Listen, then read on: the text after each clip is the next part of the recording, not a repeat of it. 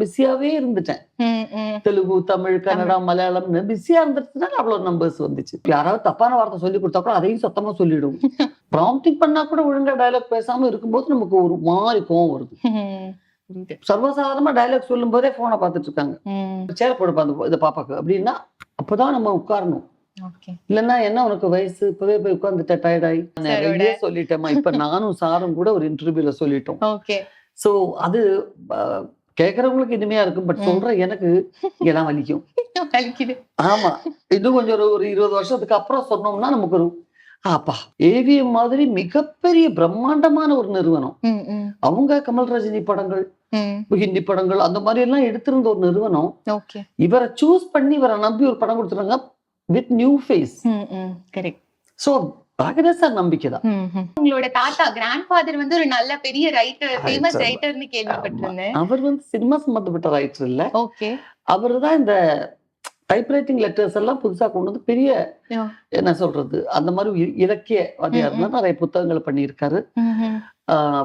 கல்வி துறையை சார்ந்த நிறைய புத்தகங்கள் எழுதியிருக்காரு. அதுல வந்து நியூ டைப்ரைட்டிங் லெட்டர்ஸ்க்குள்ள அந்த அது எப்படி பண்றதுங்கிற ஒரு புது மொழியா அதை உருவாக்குறது அவர் தான். Okay, super nice. நீங்க சைல்ட்ஹுட் டேஸ்ல ஃப்ரீயா இருந்தீங்கன்னு சொல்றதே நம்ப முடியல. ஏன்னா 700 பிளஸ் ஃபிலிம்ஸ் பண்ணிருக்கீங்க. அது ரொம்ப வியப்பா இருக்கு கேக்கும்போது. பிகாஸ் அப்ப மலையாள படங்கள்லாம் 15 நாள் தான் ஒரு ஃபுல் படம். ஓகே.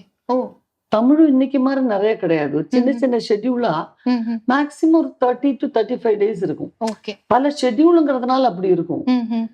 இப்ப மாதிரி கிடையாது. நிறைய ஷெட்யூல்ஸ் 6 மாசம் அதெல்லாம் இல்ல. மலையாளம் இப்ப மினிமம் 3 months ஆகி போச்சு. சோ அப்ப அது இல்ல, அதனால முடிஞ்சிச்சு. ஏன்னா நான் பிஸியாவே இருந்துட்டேன். தெலுங்கு, தமிழ், கன்னடா, மலையாளம்னு பிஸியா இருந்துச்சுனால அவ்வளவு நம்பர்ஸ் வந்துச்சு. பட் இன்னமும் நான் எண்ணல, எனக்கு 100% எனக்கு தெரியாது. பிரியதர்ஷன் படம் பண்ணும்போது பூஜையில வந்து மீடியாஸ் வந்து அப்படிதான் போட்டாங்க. ஊர்வசிக்கு வந்து இது 700வது படம். அப்பதான் நான் ஐயோ எனக்கு இது வரைக்கும் நம்ம எண்ணவே இல்லை.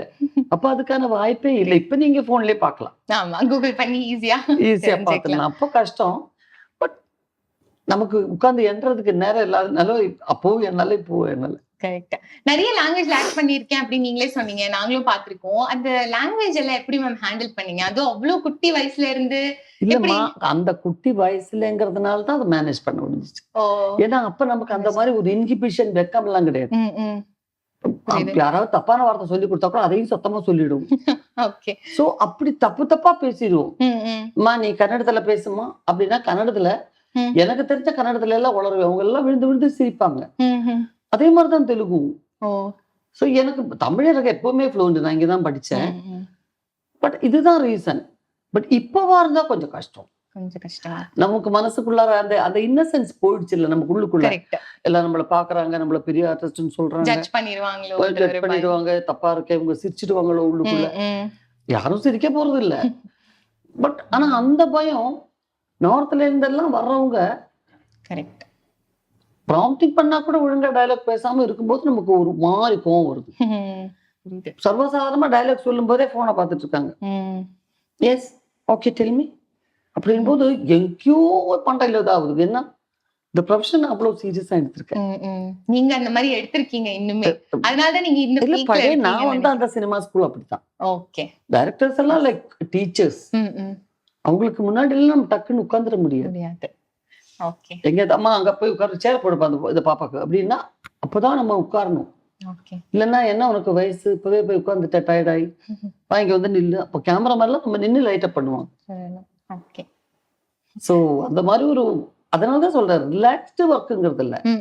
அந்த ஏஜ்ல எல்லாரும் சொல்லுவாங்க குருவி தலையில பனகா வச்ச மாதிரி ஏன் இப்படி. பட் அப்படி இல்ல. இப்ப நம்ம சின்ன குழந்தைங்க அந்த இதை எடுத்துட்டு போறோம். பையன்லாம் இந்த மூட்டை மாதிரி பேக் எடுத்துட்டு போகும்போது ஏன் அவன் யூஸ்டு அதை வச்சு ஸ்டெப்ஸ் எல்லாம் ஏறி போயிட்டான். பட் அதே மாதிரிதான் எனக்கும்.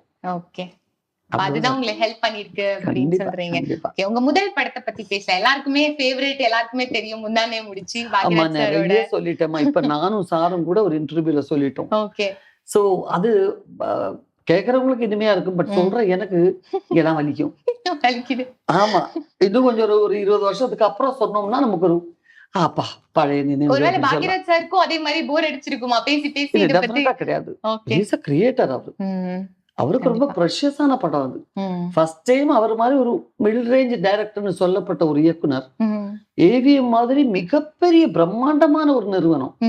அவங்க கமல் ரஜினி படங்கள், ஹிந்தி படங்கள் அந்த மாதிரி எல்லாம் எடுத்திருந்த ஒரு நிறுவனம் ஓகே. இவரை சூஸ் பண்ணி இவரை நம்பி ஒரு படம் கொடுத்துறாங்க with new face. Correct. So Bhagyaraj sir நம்பிக்கை தான். ஏவிஎம் நிறுவனம் எங்க அப்பாவுக்கு எல்லாம் ரொம்ப தெரிஞ்சவங்க அவங்க.